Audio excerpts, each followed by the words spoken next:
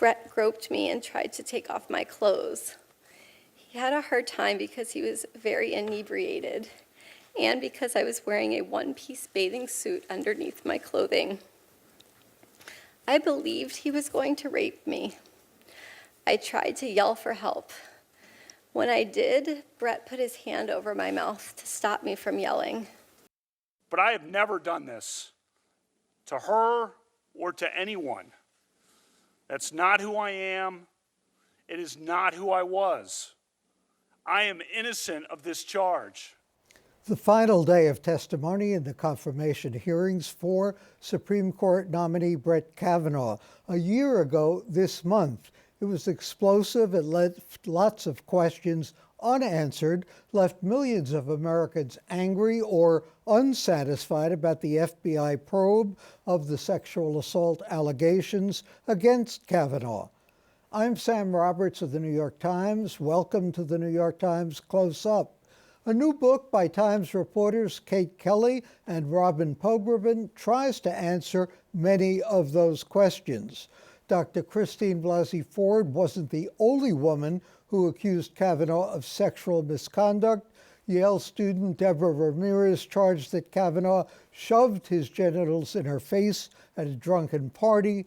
Kelly and Pogrebin report that the FBI did not fully investigate those charges. They write, quote, Ms. Ramirez's legal team gave the FBI a list of at least 25 individuals who may have had corroborating evidence, but the Bureau interviewed none of them. President Trump took to Twitter to blast a piece by the two reporters in Sunday's Times, suggested that Kavanaugh sue for libel. The book is called The Education of Brett Kavanaugh, an Investigation. The authors Kate Kelly and Robin Pogrebin, both reporters for the New York Times, they join us today. The Education of Brett Kavanaugh, what did he learn? Well, I think the title works on two levels, Sam, and thank you for that question because we like to talk about the title. It's very straightforward in the sense that we're writing about his school years, his career as well, his jurisprudence, and then, of course, the confirmation process. But we think that Brett Kavanaugh is a person who grew up in the Washington area, returned to it for work, is a seasoned sort of creature of the swamp, if you will, was on a very influential court for 12 years. Now, of course, the Supreme Court, worked in the White House for a number of years, worked for a special counsel. So he was well versed in the ways of Washington and how politicized and partisan things can be. But my guess is that even for him, this experience of last year was sort of a new education in this sort of political and cultural nadir, really, that we find ourselves in. He had to be confirmed for other judgeships. Why didn't any of this come out before? That is, a good question because it was kind of political the last time he came up for confirmation. And in fact, his confirmation for the DC Circuit was delayed over a period of 2 to 3 years because there was some real political objection to his candidacy. At the time, it was mostly based on the fact that he had served in 2 consecutive George Bush administrations, and there was a concern among Democrats that he was sort of too politically aligned, and there was no way he could possibly be an impartial judge. No, the two of you are not Supreme Court reporters, for better or for worse. How did you get plucked out to cover this assignment in the first place, which led to writing this book? Both of us had these personal overlap or connections to Brett Kavanaugh, or at least his roots. Robin was in his class at Yale College, the class of 1987. I grew up in the Washington area, attended a single-sex girls' school in the same network of independent schools that Kavanaugh attended. His was called Georgetown Prep. Mine was called National Cathedral School. Although I came 10 years after he did, so I wasn't a contemporary in that sense. I kind of knew the social norms, the culture of that school system, kind of a sense of what that social scene was like, and that was so elemental to the allegations that were raised during the confirmation process that even though my experience was 10 years later, it felt like a jumping off point for being able to kind of explore the early 1980s and try to get to the root of what may or may not have happened. We were also part of the original team that was on the Kavanaugh coverage for the New York Times last year. we were pulled into the coverage because of these personal connections. And so when he was confirmed, I think everyone, us including the rest of the country, was left with a feeling of unfinished business, that there were sort of strains, worth returning to and exploring more deeply. In the Education of Brett Kavanaugh, you interviewed lots of people. One of the people who declined to be interviewed was Brett Kavanaugh. If he had been interviewed, what would you have asked him?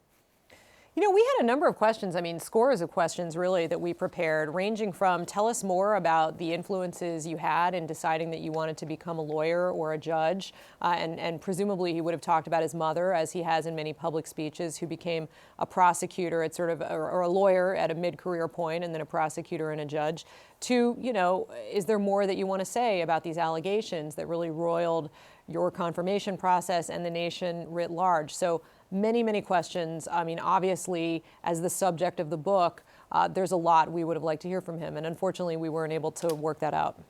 You looked at this issue, the issue of the confirmation, the issue of what happened years ago, through three different lenses, you said, as women, as mothers, and as reporters. How did you reflect on it through those three different prisms? Yeah, I mean, I think that we really grappled with whether we needed to kind of come out one way or the way in another. I mean, since everybody was confused and there was a little bit of a he said, she said quality to all of this. And here we are doing a deep dive into this over 10 months. What did we conclude, and is there anything definitive?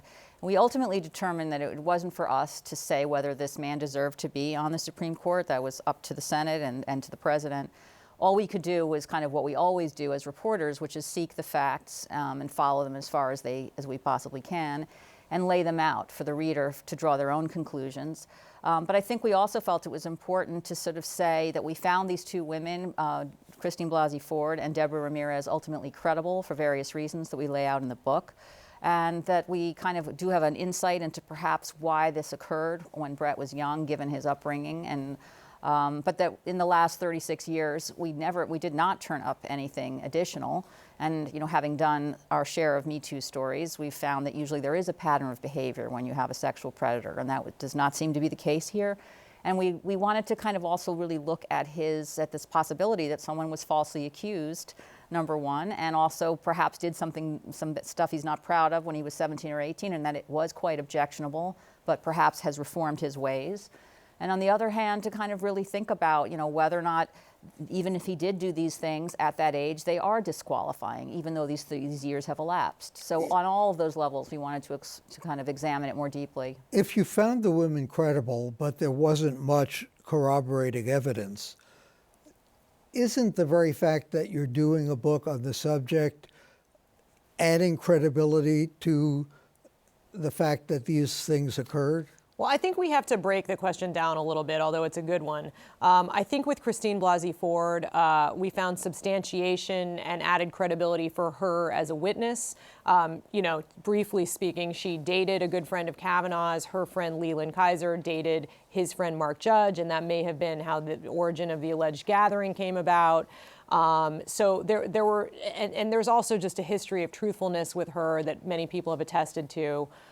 So there were reasons why we found her credible, but it's fair and true to say that there was not contemporaneous corroboration of her account. And in fact, her one friend has cast doubt upon the account, although she ultimately can't remember one way or the other.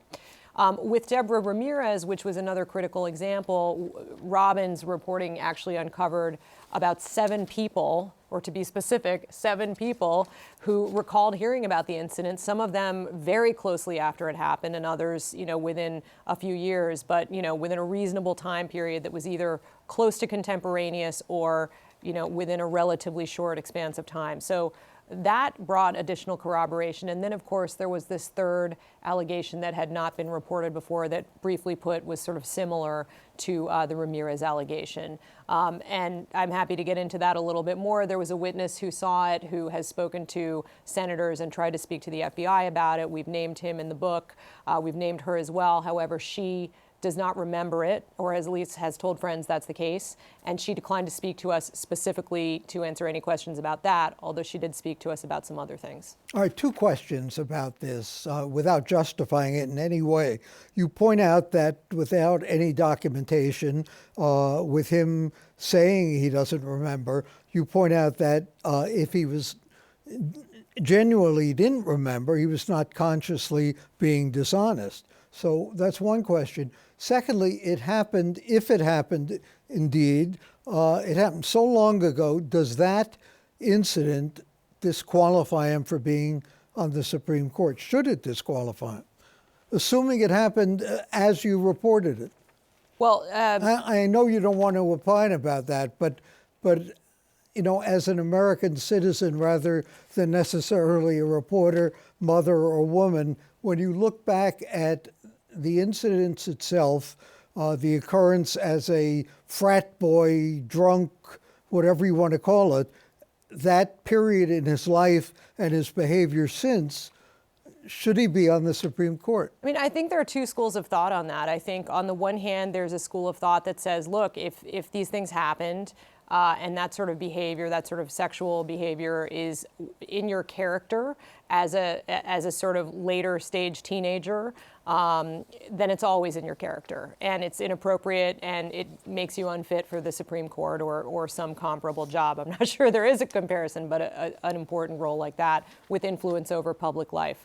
On the other hand, there's an argument that we have a juvenile justice system in our country that protects people who are under 18 from the mistakes of their youth, especially if they carry on to have different and more upstanding lives. That the whole notion behind that is one that, you know, our judgment may not be mature. It is not, by scientific definition, mature at that age. The brain is still developing. People do regrettable things when they're young that may not continue, and it shouldn't haunt them forever. So those two arguments are just examples of one side and the other side, but I think all those arguments are valid, and I think it's important for us to let our readers sort of grapple with the facts that we've laid out, and we've given them kind of our common sense analysis of them as well as the reporting itself, but we don't want to go any further than that. You didn't hear from the justice himself, but you did hear from the president, at least indirectly.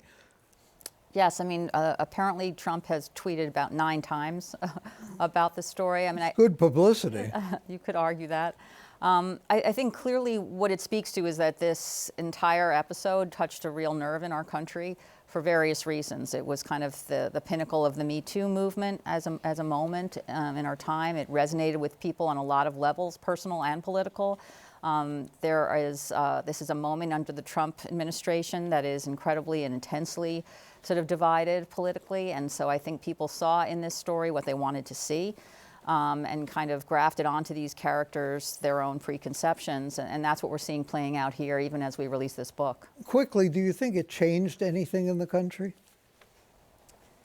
I think, unfortunately or fortunately, it put a finer point on the really very toxic cultural and political dialogue that we're having right now, and it kind of, I think, underscored for people just how kind of partisan and kind of divided our country has become on some of these issues. You know, certainly political issues, whether you're a supporter of the president or a critic of the president is one way to look at it, but also on some of these hot button cultural and political questions like the right to choice versus the right to life. And I think in many ways, Justice Kavanaugh became sort of emblematic about that. I think you also have, you know, wrapped up in this whole chapter, people's feelings about the Me Too movement, which at the time was 1 year in and now 2 years in. And there are very strong feelings about that. There are obviously feelings that it's overdue and other feelings that it's gone too far. And then I think finally just social media and other means of communication that have just grown so toxic that all the parties here, including the Kavanaugh family, the Ford family, and others, were getting death threats. It's in many ways a very sad chapter. Nobody didn't have an opinion. Kate Kelly, Robin Pogrebin, the book, The Education of Brett Kavanaugh, an Investigation. Thanks for joining us. And coming up next, the Democratic presidential candidates debated last week. Did any of them look like they were ready to take on Donald Trump? We'll be back.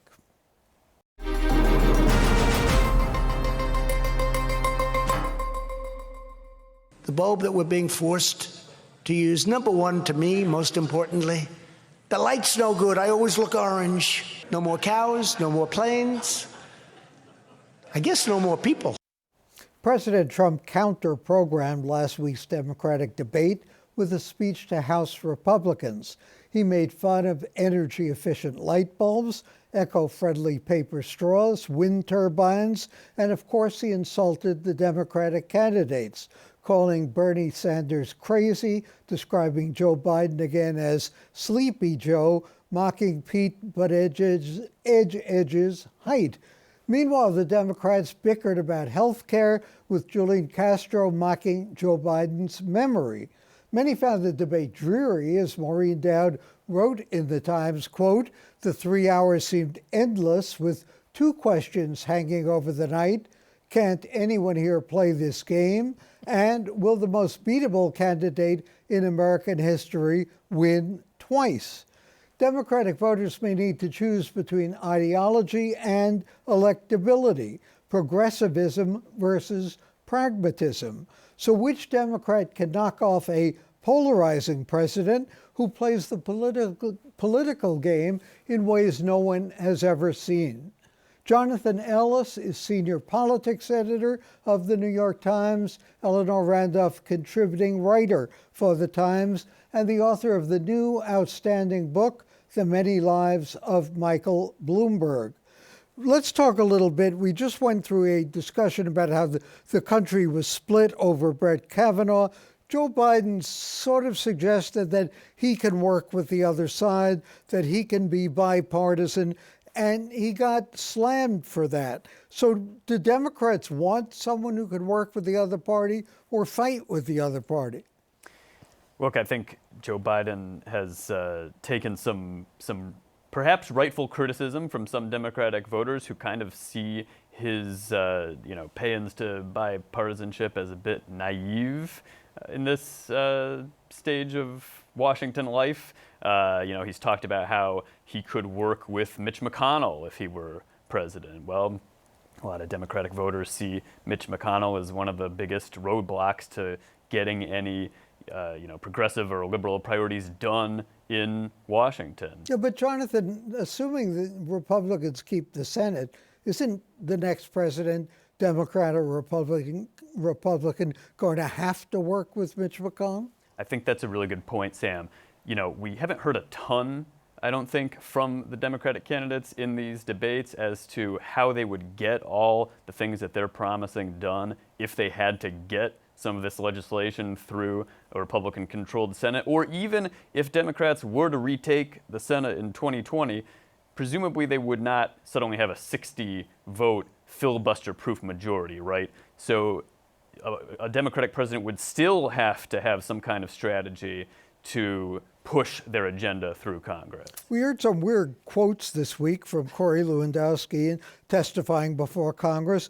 Donald Trump talking about this whistleblower incident. We still don't know all the details about that, but he said he would never do something inappropriate on calls because some of his aides might be listening in. That's a kind of big qualifier. Eleanor, what's happening? You know what? It is such a scary time. And Lewandowski saying he doesn't have any problem lying to the press. And Trump, he not only said this about not having aides in on his telephone conversations. Remember that scene with Putin when he didn't have any aides there? I mean, as a person who spent time in Russia, I know that Vladimir Putin knows how to manipulate somebody like Trump, and probably did a fabulous job of it in that time. Without, speculating totally in a ridiculous way, what could the president have promised a foreign leader that we don't know? Or is that speculating in a ridiculous way? There are so many possibilities here.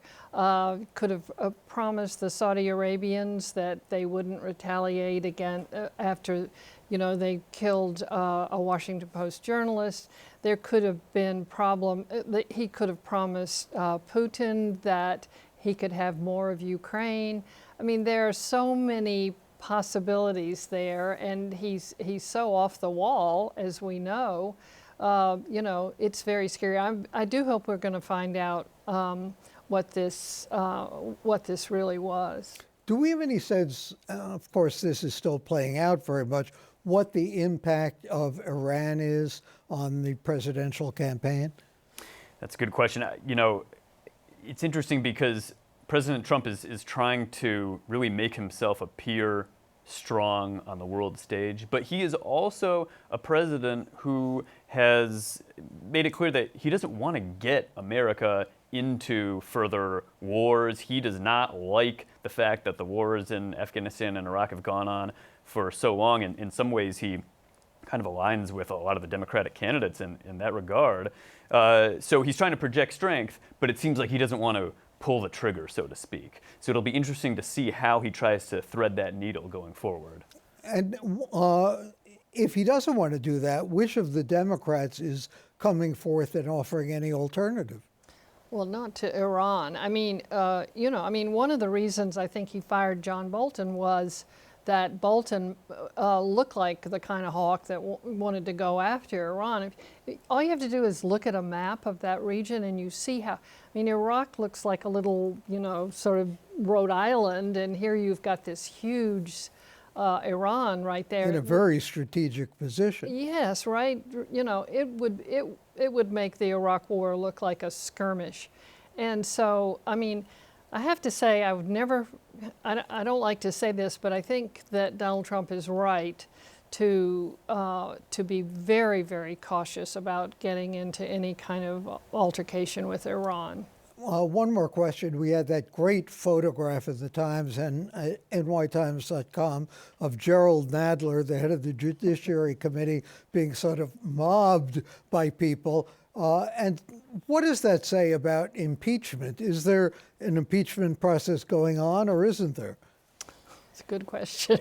So much of it is semantics almost, which you know, Representative Nadler says he doesn't really care what you call the investigation, but it is clear that, you know, the Democrats have been able to use this as sort of a, I don't know if pretense is the right word, but a way to sort of improve their ability to you know, issue subpoenas and things like that. So I think he's regardless of what he calls it, he's taking advantage of the fact that it allows the Judiciary Committee to go further in their investigation. And we haven't heard very much from Nancy Pelosi on that issue either, although I guess she's sort of treading water. Thanks to Jonathan Ellis and to Eleanor Randolph of the New York Times for joining us, and I'll add my thoughts on CODA coming up next.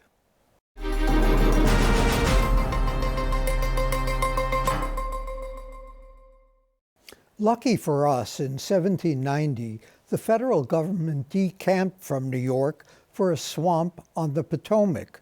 Washington became the national capital, but New York became the capital of capital. Every September, when the United Nations convenes, we're reminded that in 1946, New York also became the world capital. If you can disregard the gridlock for a week or two and the year-round illegal parking, the UN has given the city a unique global cachet. It generates billions in economic output. According to City Hall, it costs us about $54 million, including security and educating the children of diplomats in public schools. The city claims that the diplomatic community delivers $56 million back in net benefits. After World War II, New York was so confident about landing the UN headquarters that we didn't bother wooing the Site Selection Commission. The unimpressed commission imposed a 25-mile minimum distance from the city. It gravitated to a site near Greenwich, Connecticut, which voted against it.